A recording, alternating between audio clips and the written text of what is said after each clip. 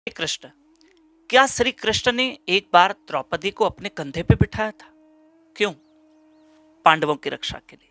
सुनोगे छोटी सी कथा? आज 28 मई 2022 और दिन है शनिवार का।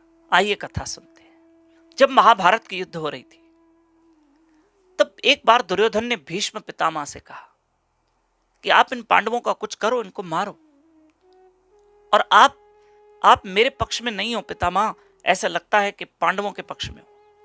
ताने दे रहा था दुर्योधन भीष्म पितामह को। भीष्म पितामह ने भी जोश में आकर एक प्रतिज्ञा कर ली कि कल के युद्ध में सूर्यास्त होने तक मैं पांचों पांडवों का वध कर दूंगा। यह बात पांडवों तक पता चली, द्रौपदी को पता चली। द्रौपदी कृष्ण के आगे रोने लगी। कृष्ण ने कहा, तुम्हारे सुहागों को कुछ नहीं होगा, चलो अभी भीष्म पितामह के पास चलते हैं। द्रौपदी, जैसे जैसे मैं कहूं वैसे करना।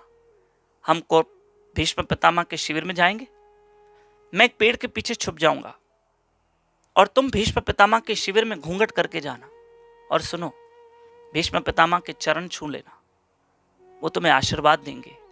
वो बुजुर्ग है ना, वो तुम्हें एक ही आशीर्वाद देंगे कि सदा सुहागन रहो। ठीक है? फिर तो भीष्म पितामह को कह देना कि एक तरफ आप मुझे आशीर्वाद दे रहे हो कि मैं सदा सुहागन रहूं, और एक तरफ कल आपने प्रतिज्ञा की है कि मेरे पतियों को मारोगे। दोनों में से क्या करोगे आप? जाओ, अब तुम मेरे साथ चलोगी। भगवान द्रौपदी का हाथ पकड़कर लेकर आए, लेकिन कौरवों और पांडवों के शिविर में के बीच में तालाब था, वो कैसे पार करे?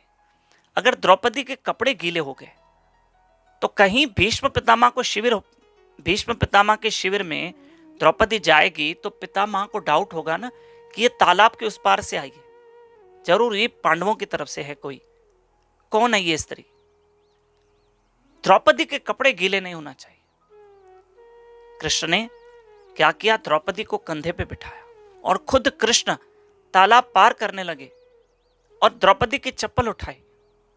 द्रौपदी के कपड़े गीले नहीं होने दिए और उस तरफ चुपचाप आधी रात को, यानी लगभग अब सोने का समय था, सन्नाटा था, छुप छुप के श्री कृष्ण द्रौपदी को कंधे पे उठाकर वो तालाब पार करके भगवान उस तरफ पहुंच गए, कौरवों की तरफ। एक पेड़ के पीछे कृष्ण छुप गए।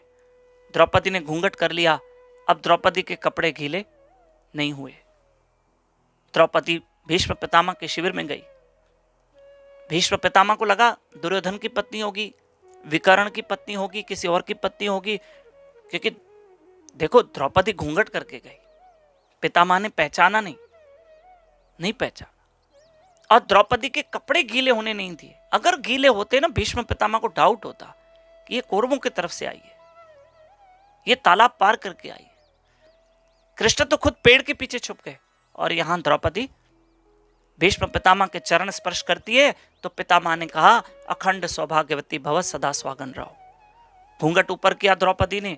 पितामह हैरान हो गए, अरे द्रौपदी, तुम कैसे आई हो और तुम यहां क्या करने आई हो? कहा, पितामह, आपने कल मेरे 5 पतियों को मारने की प्रतिज्ञा की है, हाँ, और अब मुझे अखंड सौभाग्यवती का आशीर्वाद दिया है। एक काम करो, क्या या आपकी अपनी आशीर्वाद वापस ले लो या प्रतिज्ञा वापस ले लो। भीष्म पितामह ने कहा, तुमने तो मुझे दुविधा में डाल दिया। मैं वयोवृद्ध हूं, मैं तुम्हारा दादा हूं, मैं आशीर्वाद वापस नहीं ले सकता। एक बार मेरे मुख से जो आशीर्वाद निकली है वो मैं वापस नहीं ले सकता। हाँ, मैं कल की प्रतिज्ञा वापस ले लेता हूं, मैं तुम्हारे पतियों को कुछ नहीं करूंगा।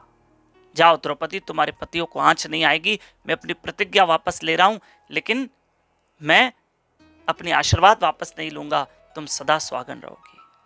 लेकिन द्रौपदी, एक बात बताओ, तुम्हारे कपड़े गीले नहीं है, किसके साथ आई हो?